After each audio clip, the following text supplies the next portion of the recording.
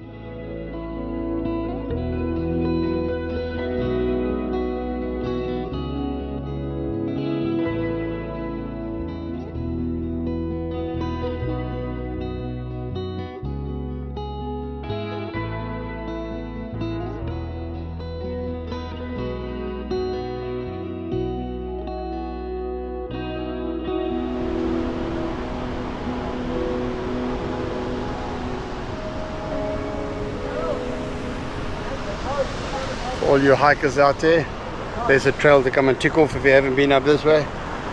Definitely a must see.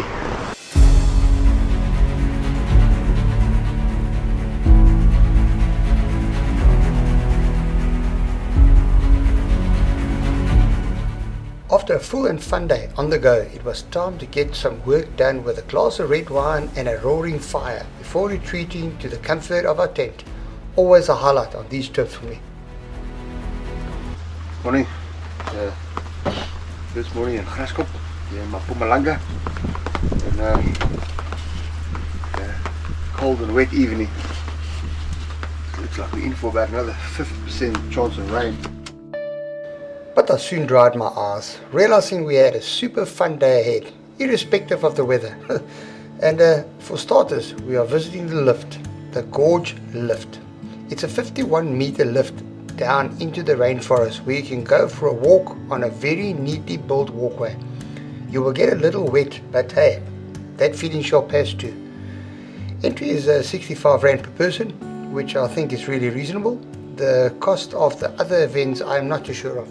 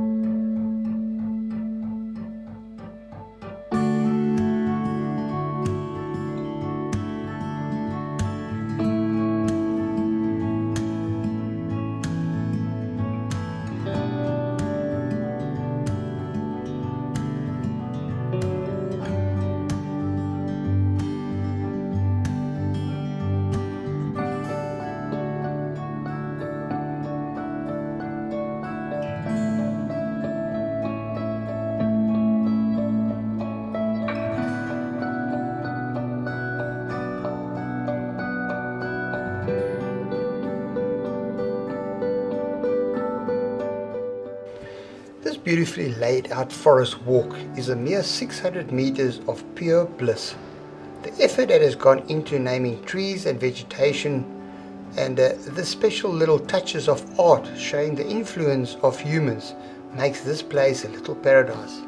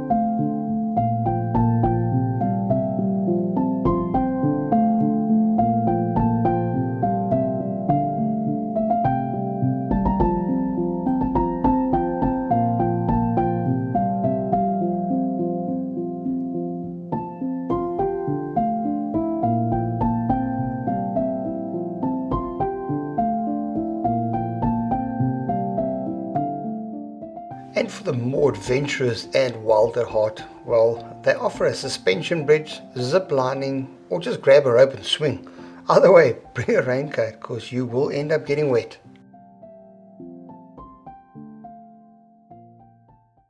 After seeing enough huts, we were back in the Highlands heading for a museum, an entire town of it, Pilgrims Rest. This village was declared a national monument in 1986. But this village's history goes back as far as the mid-1800s, as a result of prospectors shuffling for gold, with only a handful of permanent residents still left behind who purely rely on tourists only. This is truly a must-see. The most famous Royal Hotel. Restored to as original as possible, you can rent a room here from around 700 Rand per person per night. Yes, all authentic. Personally, with all the history and stories going hand in hand with what the locals call the church, I'm not so sure if I would manage or not. I think I'd rather take my chances with a while, thank you. Now this village is not just full of old things and stories. Here are legends like the robber's grave, who was a thief, banished and convicted for stealing a tent, then shot as he returned to Pilgrim's Rest. With many of graves ancient and covered with riddles, the sadness is felt as we stroll past these weathered and some even nameless tombstones, leaving you with some sense of eeriness, yet intrigued.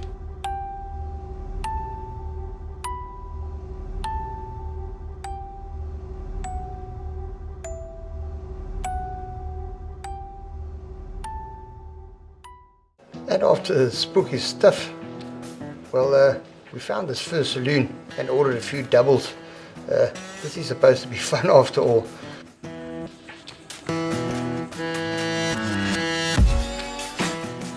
And apparently this one is the citrus flavor. This is the butterfly pea infusion, and this is a hibiscus infusion flavor. And after some much needed refreshments, we were back to exploring, needing to buy a ticket, which is only 30 Rand per person, allowing you to enter 6 of the open museum sites. An old lifelike house, old printery, old garage, the old post office, and a dollhouse, which I decided to skip because I have had about as much as I could handle of all the creepiness for one day. Now allow me to take you back in time as we stroll through these streets, admiring all the history clinging onto every old wall and item.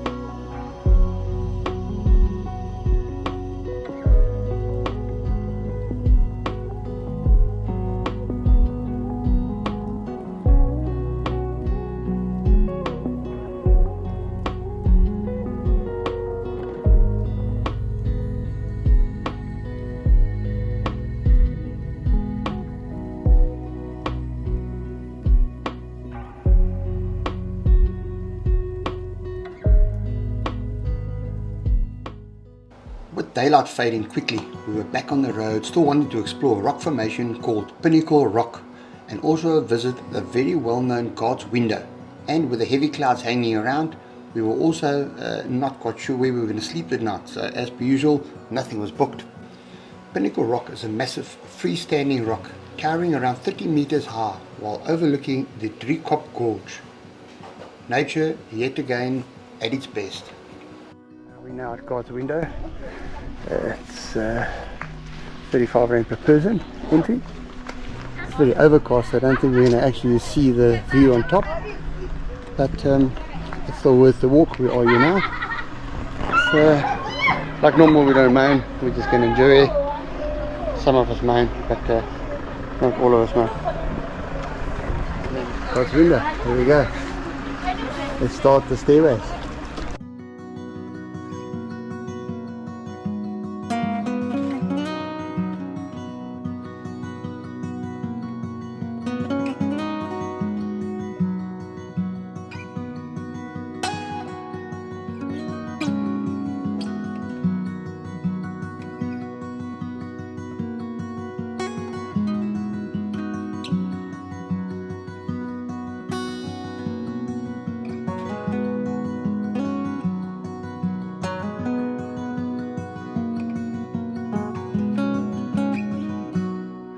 God's Window from the bottom is not much of a walk, it's a couple of stairs only.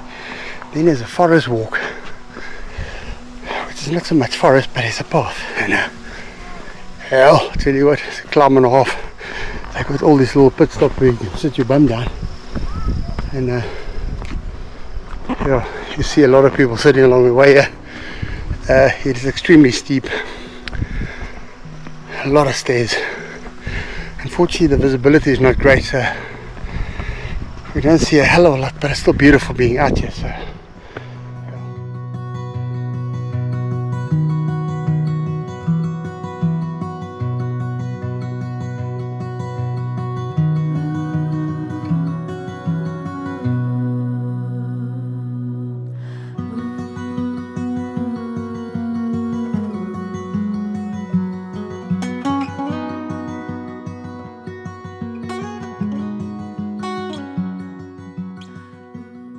our second day here at Graskop, and we opted for a chalet rather instead of camping.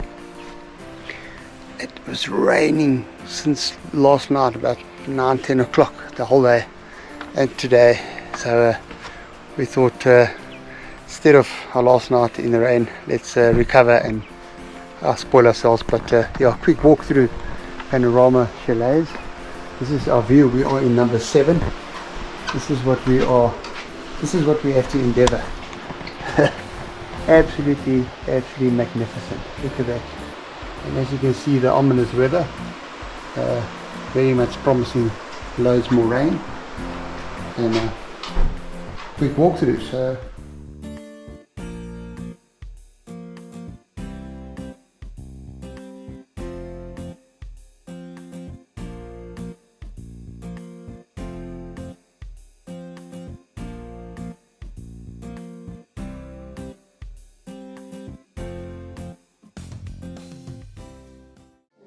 sitting here at Panorama restaurant where we were staying for the night.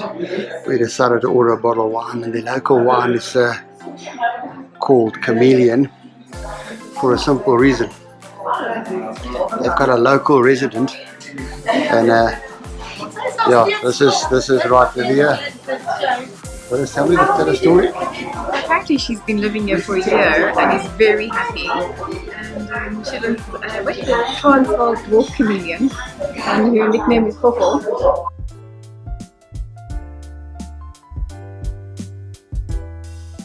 With a beautiful meal and a few very tasty glasses of wine later, it was time to call it a day. The road home tomorrow is going to be just short of 1,300 kilometers, and we have planned a little detour just to add some flavor to our return trip. The plan is to travel via the Robbers Pass, other side of Pilgrims Rest.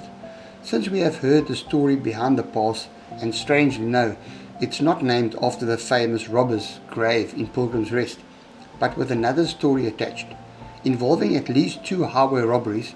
The first, when a stagecoach was robbed of £10,000 worth of gold. No one was convicted or even caught. The second happened in the same spot 13 years later. For this robbery, Tommy Dennison was jailed, only to return to Pilgrims Rest post-sentence to start his highwayman's garage. Which makes me wonder about that old saying, crime does not pay, surely. And first seeing all the litter before noticing this sign. How stupidly retarded and ill-mannered can any individual human being get? That we actually have to put a sign up asking to please not litter. I mean, look at this magnificent place, which is free and just needs some respect. Please chaps, do not litter, it's really not that difficult. It's been a lovely outing once again, and like always, stick around as we have already planned another outing. Thanks for watching and hope to see you guys out camping very soon.